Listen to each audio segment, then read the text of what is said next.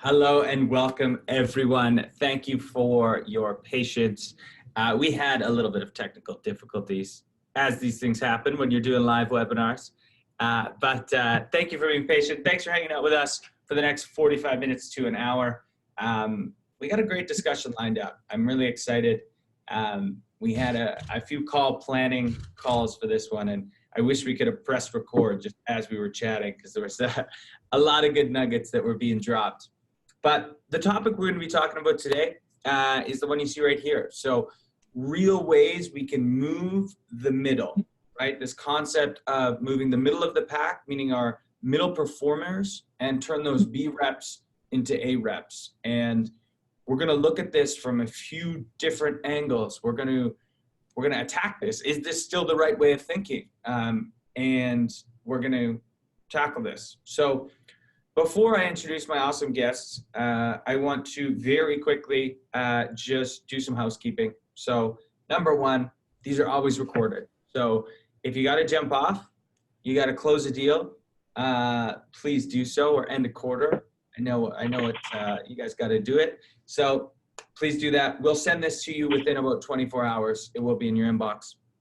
Number two, every time we do these discussions, they are for the community. We set time aside to do these to increase the knowledge of our community. So we want to hear from you, and we want to address the challenges that you're specifically having. So if you go down to the bottom, there's a little Q&A section.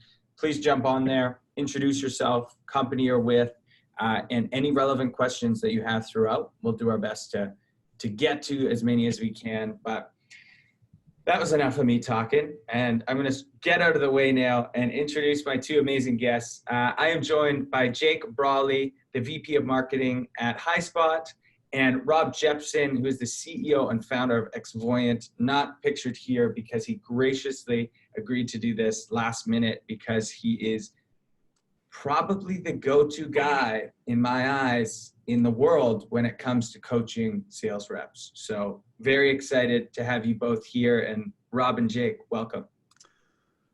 Thanks, Scott. Thanks, Pumped Scott. to be here. Pumped to have you both. And I always like to add a little bit more color. So if you don't mind, Jake, do you mind giving a quick background on your career to date? How did you end up being the VP of Marketing at Highspot? And then maybe one fun, interesting fact that people couldn't find on your LinkedIn profile. Sure.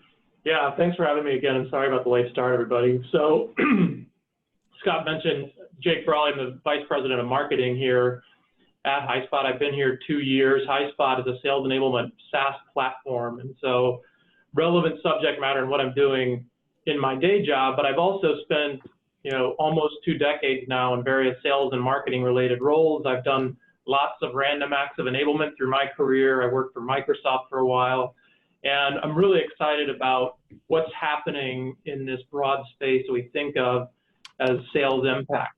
A lot's changed even in the last, 12 to 24 months. And, what we're doing at Highspot, I think, has been one of the most fun parts of my career, because I get to solve a lot of the pain that I've been feeling over those last 10, 15 years of my career. So excited to be here today, and excited to also have Rob on when his expertise in coaching and effectiveness throughout the years as well. I love it. And the fun fact, by the way, if you want one, fun fact. I'll give it to Can't you. get away without the fun fact. My name is pronounced Brawley, actually. It looks phonetically like Brayley, but that's because it's a derivative of O''Breighh. It's an old Irish name, and I think it got chopped somewhere in Ellis Island many years ago. So there you go. That's why it's Brawley. How many people get that right? Out of 10 people, how many get it right? Not a lot. Not a lot. Just my family does, for the most part. Yeah. I love it. Cool. Thank you for sharing. And Rob, same question to you. How did you become the CEO and founder of Xvoyant? What was the journey there? And then just one thing that we won't find on your LinkedIn profile. All right, my story is really simple, man. I suck at most things, but I love the sales and sales leadership thing. I've been in it for, like Jake, a couple decades. Pretty much every role, been the individual contributor, led small teams, led large teams, started a couple of small companies, ended up leading a team with about 1,000 salespeople, responsible for about $3 billion in sales annually in new business. And I was charged with keeping this growth engine going. And I learned really quickly, as I had this pressure of how do we do this, that the success wasn't honey, let's fix the kids. Let's keep training salespeople over and over. Success for us came with, can we get really good at not just enabling reps, but can we enable leaders so they then do a better job helping reps intentionally improve? And we built a bunch of coaching stuff there, won a bunch of American Business Awards, Stevie Awards. One thing led to another, and we decided to automate these manual coaching processes into a piece of tech, and that's what Xvoyant is. We are a SaaS platform that enables managers to operationalize the coaching process, operationalize playbooks, and work with organizations like Jake's that says, hey, we got all this awesome enablement content. How do we make sure that the one-on-one process operationalizes that, makes it happen systemically? So that's what we do. So the fact about me, 'tis the season, huge sports fan. You probably won't see this about me on my LinkedIn. I love coaching, not just business coaching, but sports coaching. I was the first and only coach from the state of Utah to take a team to the Little League World Series in Cooperstown and win it. And that was fun with a group of 12-year-old boys. That's really cool. Wow. Let's see if there's any SDRs, BDRs listening today. If you get any outreach personalized with that in it, I bet you might get a few. Okay. I love it. Awesome. All right. So here's the rough agenda. Here's what we're going to try and get through. And it's really this. So first, it's setting the stage. So what is sales effectiveness? Why are we talking about it? More importantly, how do we measure it? Then we're going to go into success patterns of top performers. So what does good actually look like? And then what keeps middle reps from attaining quota is going to be number 3. What's holding them back? What are the blockers that we can help remove? And then number 4, how to drive better buyer interactions through the use of content. Very important. And then number 5, the secret to scaling success patterns. So how do we make it repeatable? How do we make it scalable and, successful for the long term? So that is what we're going to try to tackle, and it's a big, audacious goal. But let's dive into it. And Jake, I'm going to start with you, I think. So, what is sales effectiveness in your eyes? Yeah, there's a lot of work that's been done on these definitions, probably more so than other terms. I think when we think sales effectiveness, it's really getting the most bang for your buck in terms of where you're spending your sales time. And what I mean by that is there's kind of 2 flips of the coin for sales productivity, if you think about it. One is efficiency. So are you able to do a lot of things in a certain amount of time? And then the effectiveness side is, are those things impactful? And so when you think about it from that perspective, it's really about how much you're getting out of the effort that you're putting in. Yeah, that's always an interesting one, is this idea. And Rob, I know we've talked about this before, is I think that when sales tech launched on the scene as a category, there was a lot of focus on efficiency, being able to do more, just, whatever it is, let's throw more at it. And then we quickly found out that didn't always equal results. So I would love to get your thoughts on this too, Rob, is this difference between efficiency and effectiveness. So I think that Jake's definitions are good, and I think that what they're doing at Highspot are really solving a really important problem. And that's why I think you and I have had some good conversations around this, Scott, is you're right. Like, outreach has done a killer job in making it so we can start having more of these high value activities. Here's what I think it comes down to. How do we add, instead of just more activities? And this is a conversation you and I had, you know what I'm about to say. Yeah. How do we add PDA? And I'm not talking about public display of affection. What I'm talking about is, how do we get more purpose-driven activities so when the reps do these things, they're not just doing more so they can look good on a leaderboard. How do we make sure that they are using content with purpose? How are they engaging in a high-value activity with purpose? And that's where the blend of the enablement tools with coaching comes and becomes super, super impactful, Because if you can have the way that your reps use these things be purpose-driven, what you find is you see all kinds of the effectiveness things go up really fast. And so sometimes it is as simple as add more activities. But what I found is if you can start having the P come with the A, so you have purpose to it, that's when people, A, start to appreciate the leadership even more, and B, they start to find ways to make sure that the content sizzles rather than just shows up. I love that. And that was the answer I was hoping. That was a leading question from a conversation we had a few months ago. And yeah, it just really resonated with me. I think that once you put purpose behind everything, the effectiveness will go up, right? The effectiveness will naturally go up.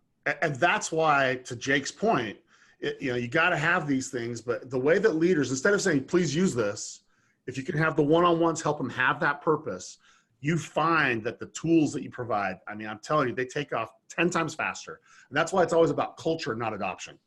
Yeah, totally. All right, Jake. So let's dive into how we then measure that, because this is super important. How do we know when we're being successful and we're not? Yeah, I mean, look, at the end of the day, we're trying to drive sales. That's our job. That's why we're called sales.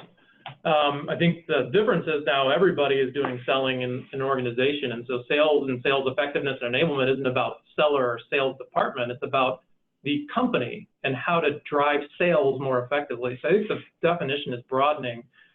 How to measure that, it still comes down to the same measure, though, it's dollars. And for a quota carrying role, those dollars often look like quota. And so, the topic of today's discussion is really about those quota carrying people. So I think there's, sales effectiveness is a team sport, if you will, and it really has morphed and evolved into how do you effectively drive sales across the organization. Tip of the spear are quota carrying reps. If you go back to kind of what I said about dollars per activity, the activities, there might be KPIs under this, like how much dollars you're converting per calls that you're doing. You can turn any activity metric into a dollar ratio and impact. And that's the idea of measuring sales effectiveness. But the one that at the end of the day, it's really about how much quota you're retiring. Yeah, I love that. I think that's, and especially as long as the quota is set correctly, I think this is a perfect way to measure it is percentage of reps meeting quota. All right, so let's keep going. I know we got a fair amount of slides to kind of get through. So Jake, do you want to just quickly run us through this slide here on quota attainment? Yeah, so I'm going to take you guys through a little bit of kind of up-to-date research, and this is coming out of Serious Decisions 2018 talent study.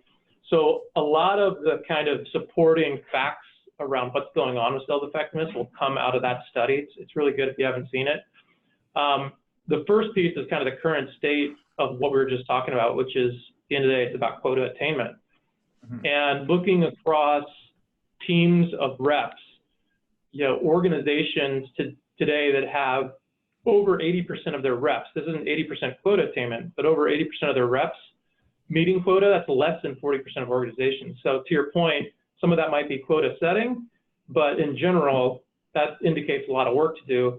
The maybe even more troubling one is one on the right there, which is less than almost a third of the reps can overachieve their quota for 2 years running. And so this is kind of a endemic issue for a lot of organizations that you're trying to figure out. Yeah, and Rob, so you must see this a lot with your clients. What's your response when you see numbers like this? Not shocking, right. Shocking. I mean, Jake has killer data, and Serious has done a great job with this, and they're right. In fact, I would add one thing to it, that the percentage of reps hitting quota just at any given year has fallen for 7 consecutive years. And that comes from CSO Insights. And so it's a problem, and yeah, you're right, Scott. Sometimes people just set bad quotas. Other times we're relying on rainmakers. And we're in a world right now where our customers are rainmaker resistant. They prefer to subscribe to services rather than buy them by the pound, if that makes sense. And so there's a lot of reasons why that's a problem. And I think back to the slide that was before, I love that. And to respond to this, I think there's another metric that I think every leader ought to be thinking about as they listen to Jake take us through this, because this is really important conversation that Jake's leading us through. revenue per rep is one of the leading indicators that leads to this. And not enough reps, Scott, because you asked me what we see. As you know, we work with companies in 52 countries around the world. And I don't see enough leaders like measuring their effectiveness as a leader on what's happening with revenue per rep. They're only looking at, am I retiring the quota? And if you look at revenue per rep, that will give you all kinds of insights on why these numbers are where they are. That makes sense. Yeah, that's a great point. Yeah. It would give you insight into how effective their coaching is, right? If you look at revenue per rep versus someone, like you said, could be an innate rainmaker who's killing it. And then, yeah, that's interesting. Yeah, and I'm telling you, we work with tons of people, and like it's an idea that people like, but like I have found very, very few organizations, Scott and Jake, that one of the leading indicators for the effectiveness of a leader is what's happening to revenue per rep. It's a really good, and it transforms companies when leaders start looking at that. That's cool. That's And really interesting. let's go back to you, because it looks like it naturally leads to some of like where we're going with this, right? Is this rockstar culture, which is kind of rainmaker culture. But yeah, walk us through this one. Yeah, however, I mean, you guys said it, however you think of it, your Eagles, you know, it's celebrating those big quota deals, it's celebrating all, you know, the big, you know, multi-million-dollar over attainment and quota, and that becomes kind of the hero that other reps are looking up to. I've seen this in other companies. I think Rob is spot on. You gotta, like, let's look and celebrate the sales managers that have an incredible fleet of high dollar output per activities or quota per rep that they're looking at. I think that's a great metric, but this can be a dangerous culture. You know, it even can encourage large deal value extended cycle selling when you're trying to actually also drive a healthy, maybe more transactional and fast twitch business. So if you're not careful and celebrate, you know, who you celebrate, who you make icons of for your team, that's kind of what they're going to strive to be. The second is why one of the primary reasons I think, Rob, your company exists, and a lot of the focus that you've had in your career is because there's a lot of organizations that still don't know how to do coaching. They aren't doing it, or they aren't doing enough of it. And they may not even be doing it right. So I think that's the other thing that, you know, we're here to talk about, which is coaching equals higher quota attainment per rep. Without it, you get the opposite result. And then the third is we're starting to see this more just, I think, in general, and I'm not going to blame the millennial generation, Scott. I'll also blame my generation, but it's happening across the board. Look, especially in a market like we're in, there are opportunities everywhere. If a rep isn't getting what they need to be successful at a company, they're going to look elsewhere. And so those are the primary things that are preventing us from getting to where we need to go here. Mm-hmm.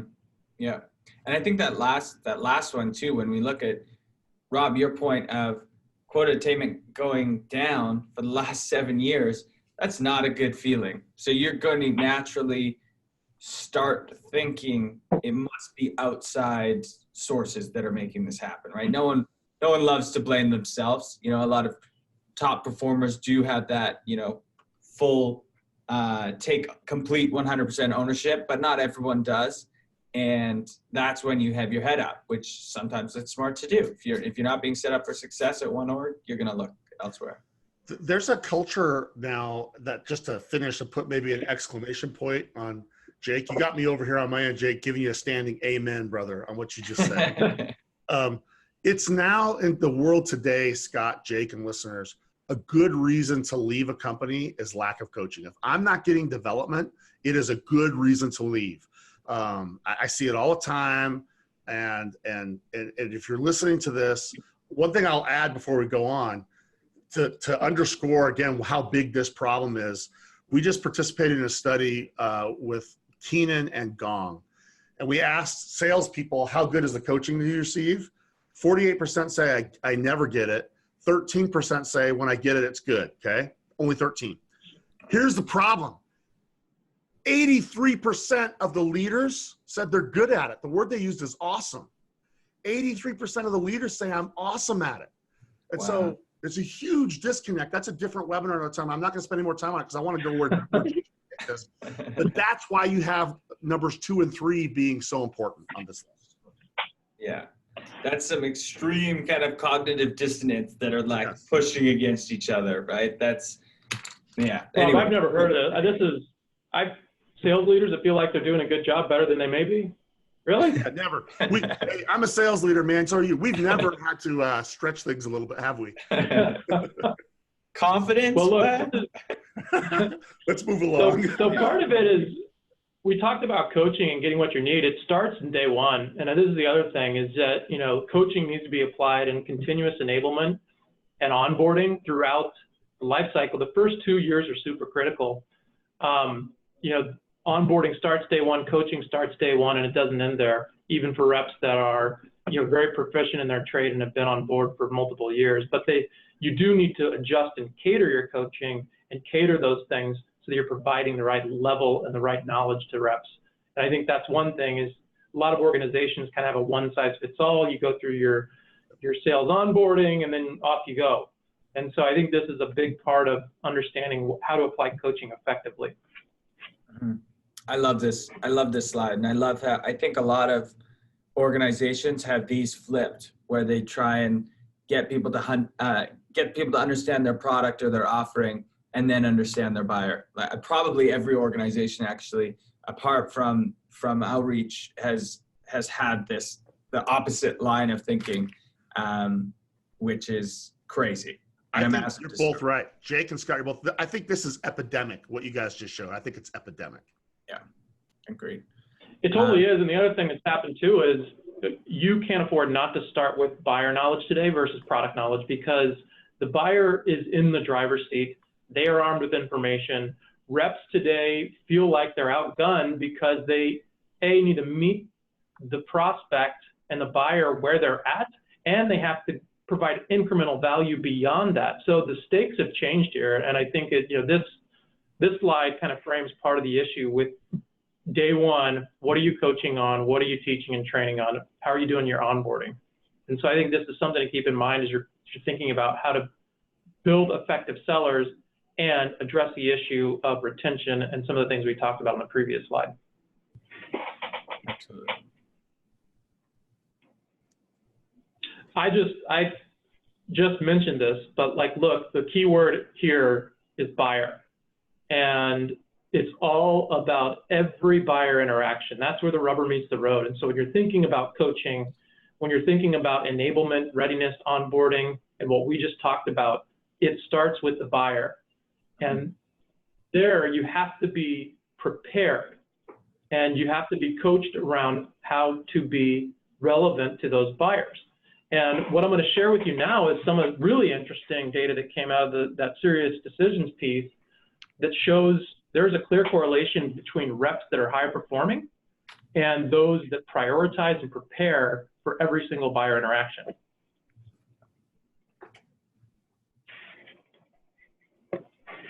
So first thing I'm going to show you here just on the data and what you're looking at just to orient yourself. So this is where, when Sirius asked the top performing reps where they would like to spend their time, that's the black bar. And so you see that, of course, intuitively, they want to spend time with the buyers, right? That's kind of what they want to do. That's where they're going to get their most bang for their buck, right here and right here.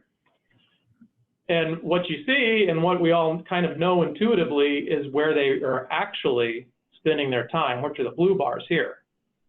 And this is lower value add activity, right? These are things that are taking away from time that could be spent on those buyer interactions that are actually driving things forward. So this is shot one, right? Where reps want to be spending their time.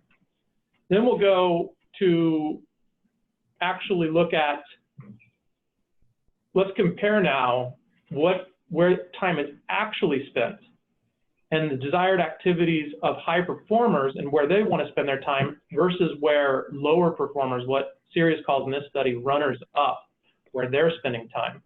And so now you're looking at a pretty remarkable difference here in some of these with, look, the runners up, they're actually maybe a little bit more comfortable not spending in those exact areas that we just talked about.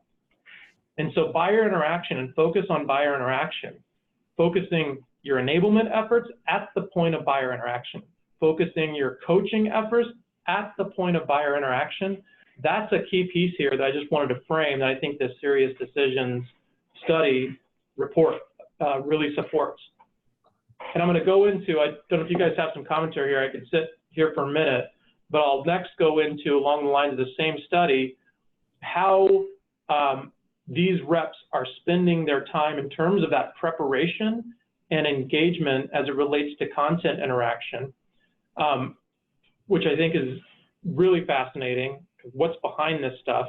But any observations, Rob, Scott, that you guys have before I kind of move into that? When you look at those categories, it's interesting because you use the term that I love, high value activities.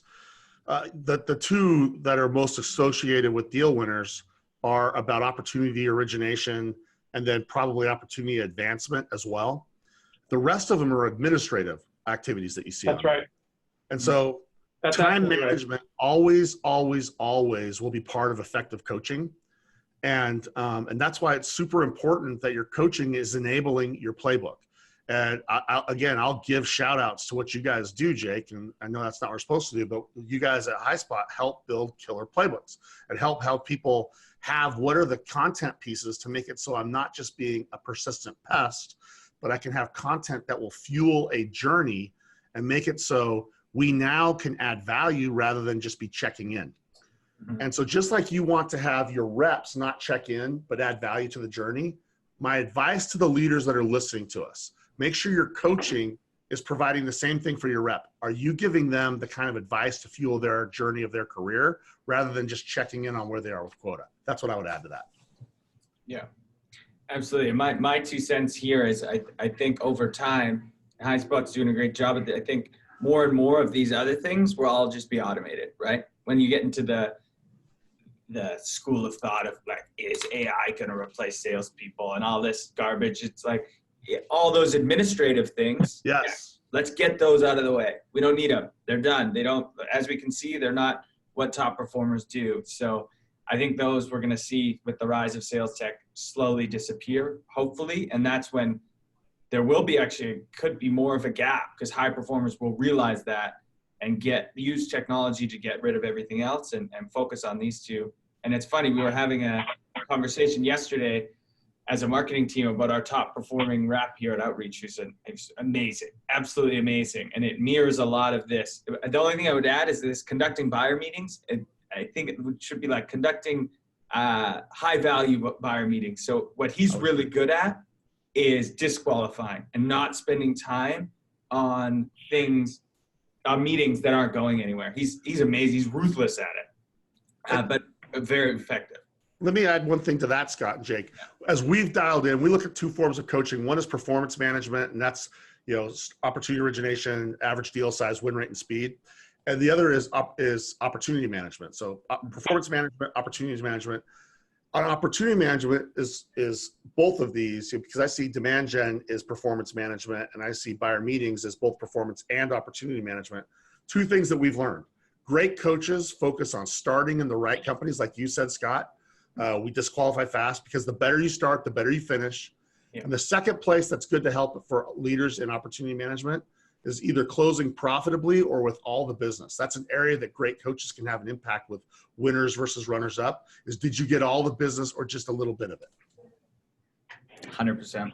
Yeah, that's another thing. And then one more thing and I'll shut up. And then we also saw, we had this internal compete channel where people are, basically like feature functionality. Hey, here's how we win. Here's how we win. You'll jump in it there all the time and just be like, why does this matter? Here's what our buyers care about. This does not matter. We shouldn't be talking about this. And I love that way of looking at it as well. Sweet. Yeah, I mean, so my big take on that is also just like the importance of being there in the moment. And you know this intuitively too, because if you have a sales training you sit in a month ago and you're doing certifications and you test out, it's not real until you're actually going into that conversation or that engagement or that interaction. And the best way that we learn as humans is applied learning, action-based learning in the moment. That's the best way that we behave. I think what that previous slide indicates for me is that's absolutely where the focus should be in how we're supporting sales effectiveness, whether it be from a coaching standpoint, whether it be from guidance and the content that you need to use. And so what I want to jump into now is from that serious decisions research, looking at what are the activities. So we're talking about effectiveness, right? What are the effective activities that effective reps are able to drive that is the difference maker between high performance and low performance in terms of reps.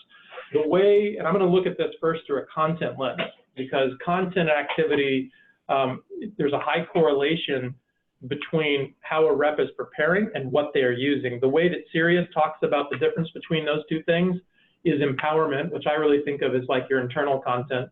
This is training, this is coaching, this is, you know, what discovery questions I should ask. It's all of the things that will empower me to be ready for as a rep. And then activation is what they kind of call anything that's really an external piece of content that's used to engage buyers. Both are important. And of course, one of the things that our technology does is bring all of these things together at the point of sales activity and surfacing the most relevant pieces of both empowerment and activation while a seller is ready to engage, right? In the micro moments before, in the moments during, and in the moments after.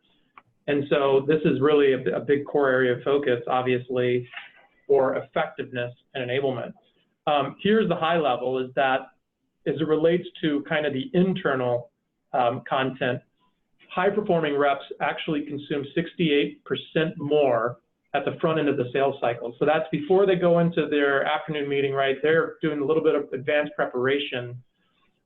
This really indicates that's super important to make sure you, as a rep, are doing your homework and prepared. Again, this isn't prepared a quarter ago, a week ago. This is prepared day of, hour before, moments before.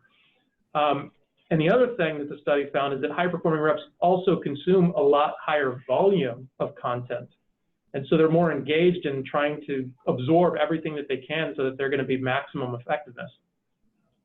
So Now, Jake, that gives me a question yeah. I want to ask you that I love. Can I ask a quick question on that?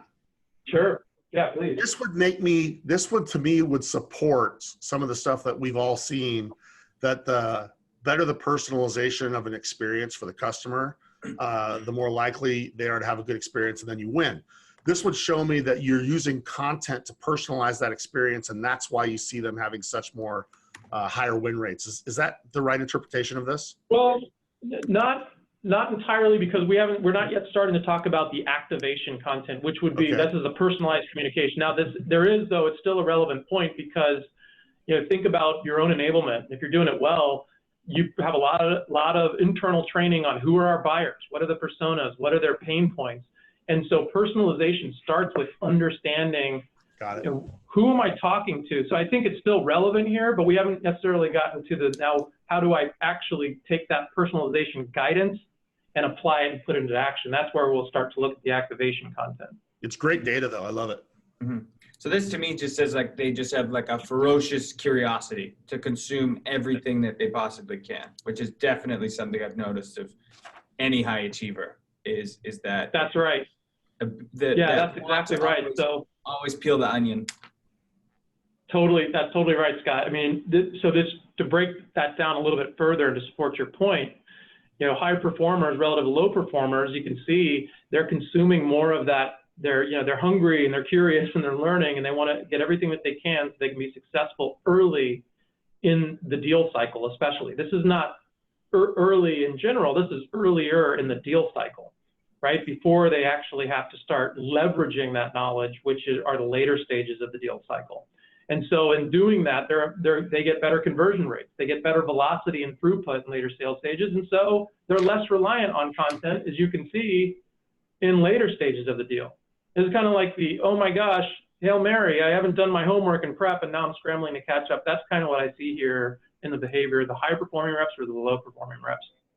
Totally. And this could be a metaphor for life. To me, this is being proactive versus being reactive, right? This is setting yourself up for success or having something hit you and then you got to react to it, which you'll never be in a better position if you prepare. Yeah, and it just really puts an exclamation point on the better you start, the better you finish. Totally. That's exactly right.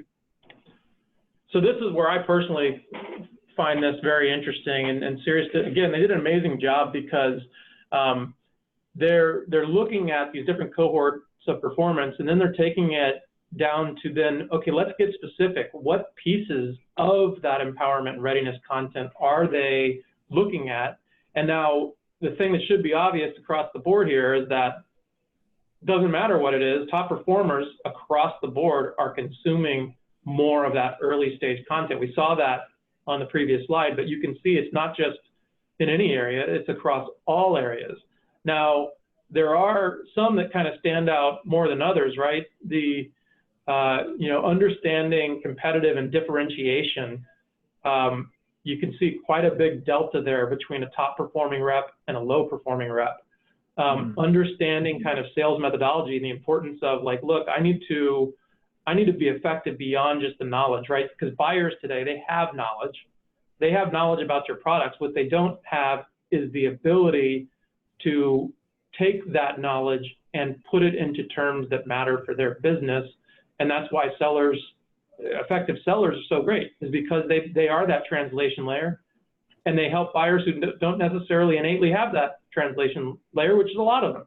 So I think, the two areas here on the other side is then you start to see that gap shorten when we're talking about some of the more administrative tasks too, and we saw that in previous slides as well.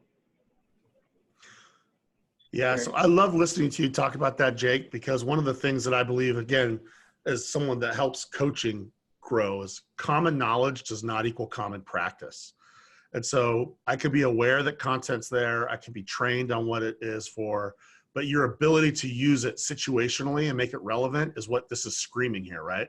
And that's what the best ones do. And that's such a good play for a coaching playbook if you're gonna have a coaching process, which very few do. We'll talk about that later, but this is a great example of how a leader can help replicate what makes an A player, is being more situationally relevant and having better common practice and not just common knowledge. And that's why it applies to every one of those things. Yeah, that's absolutely right. Now, as much as a fan I am of all of the things that have to go into Ready or Rep, this is where the role of sales enablement shines. Product marketing and everybody contributes to this quite a bit. But when we start now looking at, and Rob, we started down this conversation a little bit, like, okay, great, I got the knowledge, I'm ready to go into conversation.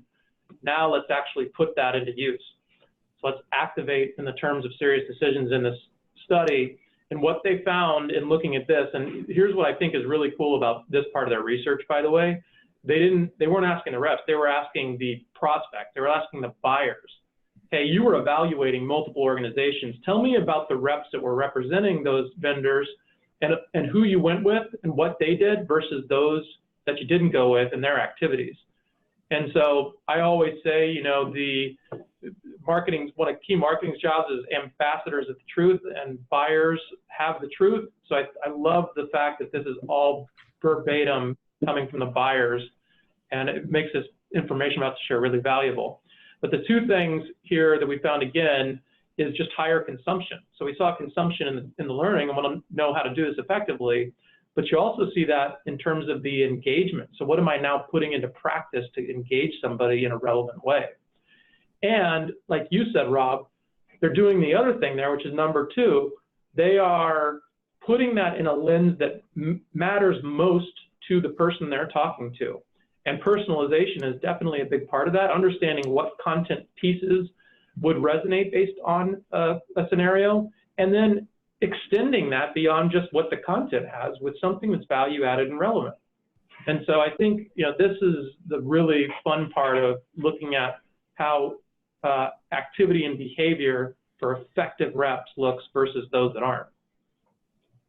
Here again, those three phases that kind of Sirius frames this in, you see early engagement. And this makes sense to me because you are still in the education phase, making sure that there's a there. And like you said, Scott, I think, Rob, you said this as well, cutting the wheat from the chaff. And this is a key part of it. It's saying like, look, I need to make sure that this is the area where I'm getting them from interest to active to consideration and to evaluation.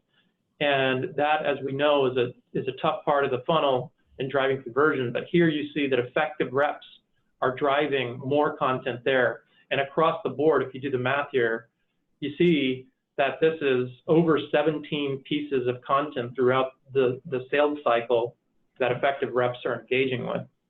any observations here from you guys before I jump into, again, what specific pieces are working and not? Again, it underscores content is the fuel of the modern sales journey. It absolutely is. And so this, again, for the people that are listening, this is a really good place for you to push pause and say, what are my 17 pieces of content for the different situations? Because I go one step farther and say, man, it's going to have to be situationally relevant based on the slide that you just showed earlier. And so now we've got this pretty important challenge to make sure we have the content for our reps, because we don't want reps getting into content creation business for a million different reasons. That would be another webinar for sure. And then we need to make sure that we create the common knowledge on where those pieces are to be used. And then we got to have a coaching process to make sure that we are able to activate that and create common practice. And I think it's very clear to see why you have such a big problem of creating ongoing quota attainment and people shifting a whole curve, because if you're missing this thing that you're just showing right here, it becomes a big challenge for a leader to help a rep, and now they're going to start becoming rainmaker dependent again. That's right. So that's now you get the amen back from me, Rob, on that one. I love it. The only thing I will quickly add there is that I was actually shocked by the number 17. Yeah. That's a big, that's a lot of content.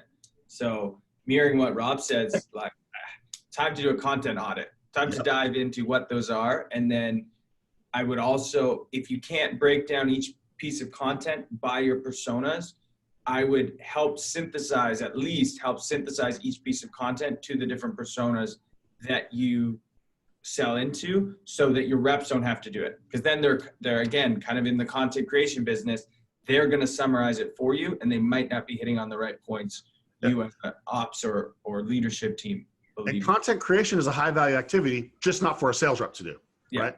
So that's right. Yeah, personalization that's absolutely right. That's the way I frame it.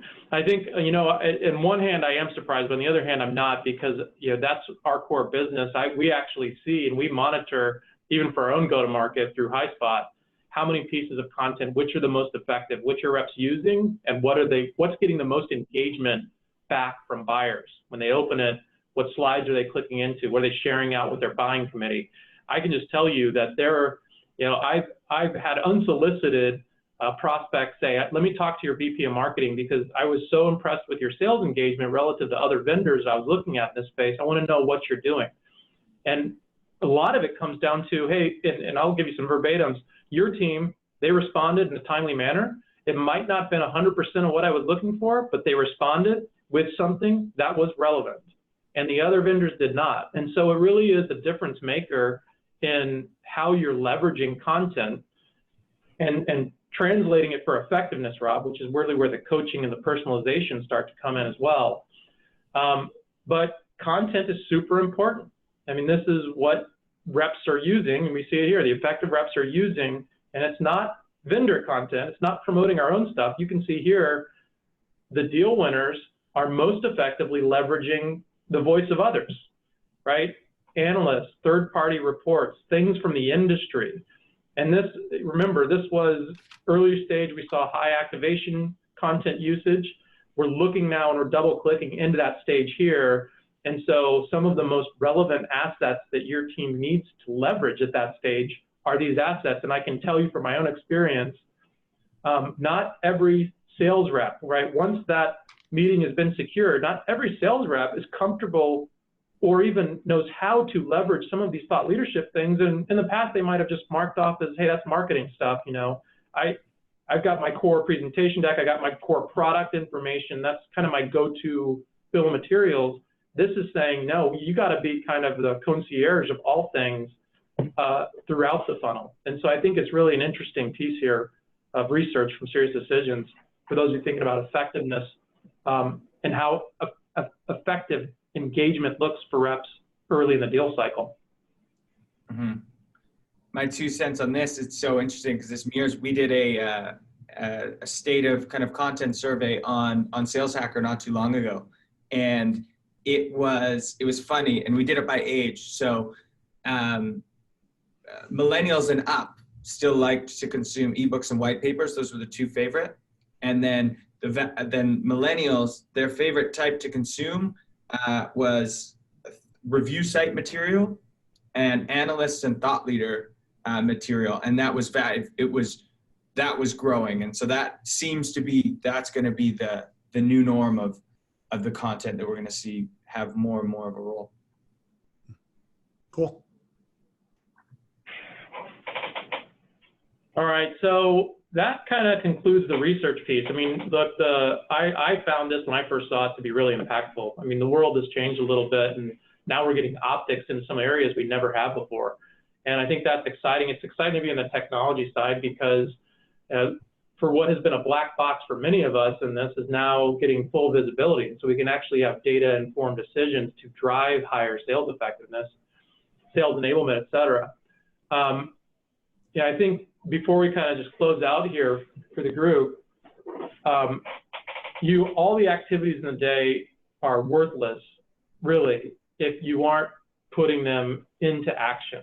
And you aren't, as I mentioned before, making these things come to life in a way that's intuitive, easy, and timely for reps at the point of activity. And I'll talk a little bit about our technology because that's absolutely what we do. But I'll also say another thing. You know, while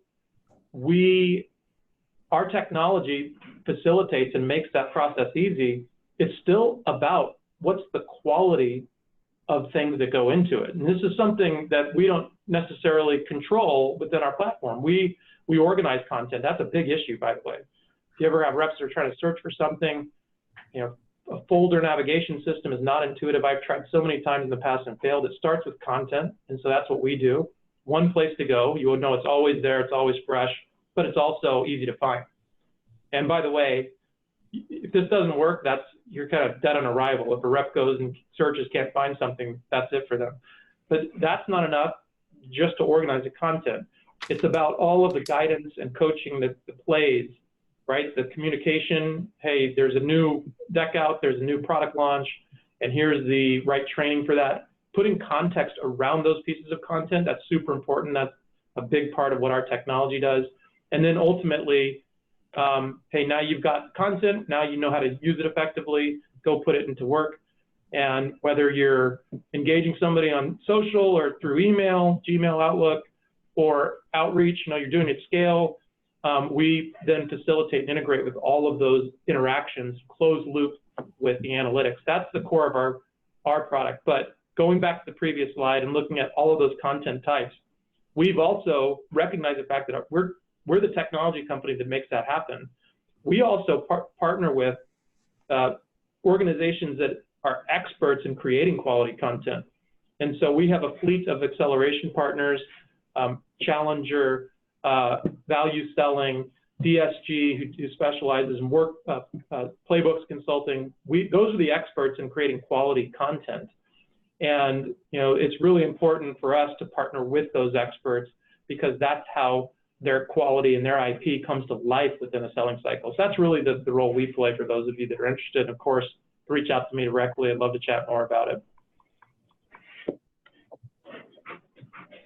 So here are the 4 things I think we want to leave you with. And you know, before we go off to some Q&A, what we've been talking about is first, you need to pattern match the activities that are working.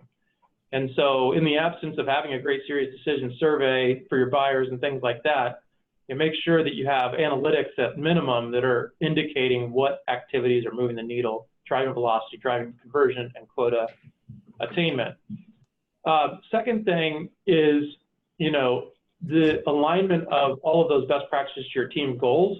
We talked a little bit about what those goals look like for effectiveness, but I think Rob said it well. You know, that needs to be kind of the front line's mission, so that when they're coaching, their coaching is actually tied to the effectiveness. You know, how many of the reps that I have on my team are actually attaining, and that's not something we see a lot of today.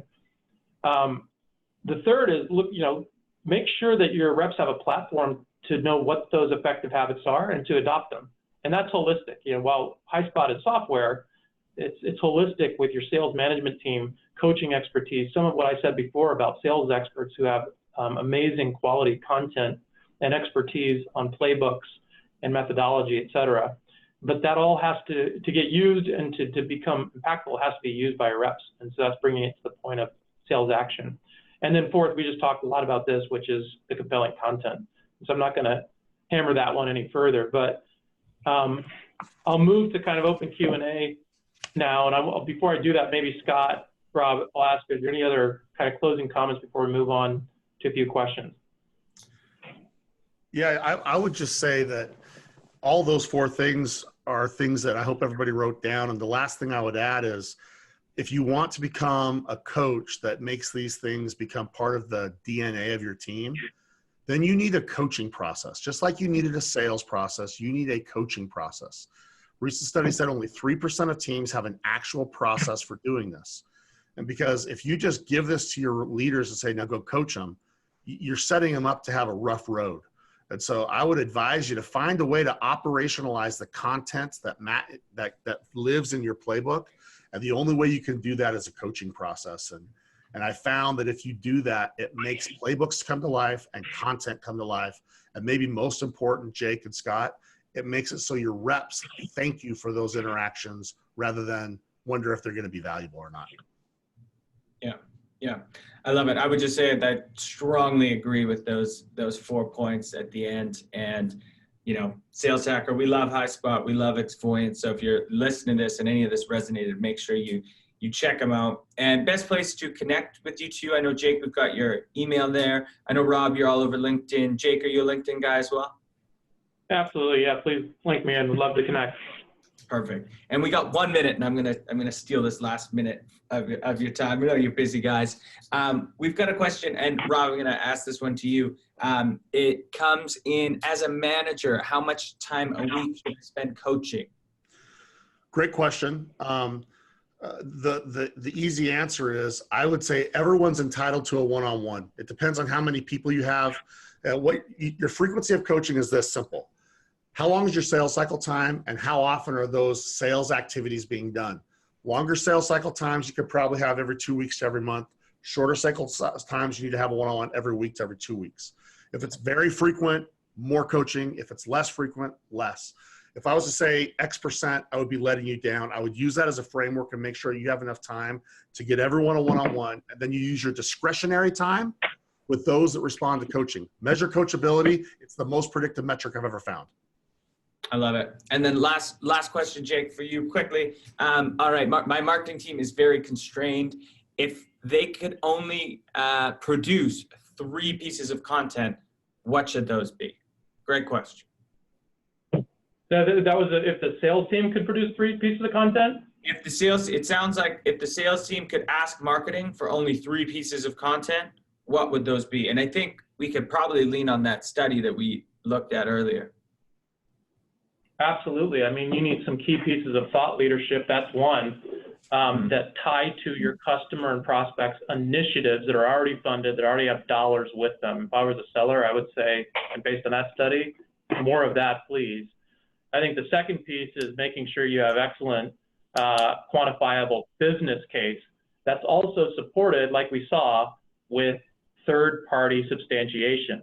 And so, like you said, people are looking now to third-party review boards. Use that stuff. Make sure your sellers are equipped with it. If I was a seller, and by the way, ours do ask for it, and they get it because that's part of my job, but that's a big one.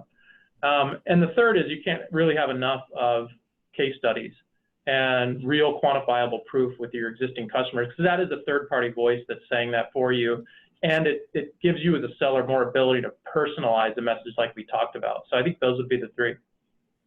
I love it. I love it. All right. That takes us to our time. We're 2 minutes over. Rob, Jake, thank you so much for your insights. I could have talked to you guys for another 3 hours, but we all got things to do. Thank you all for joining us.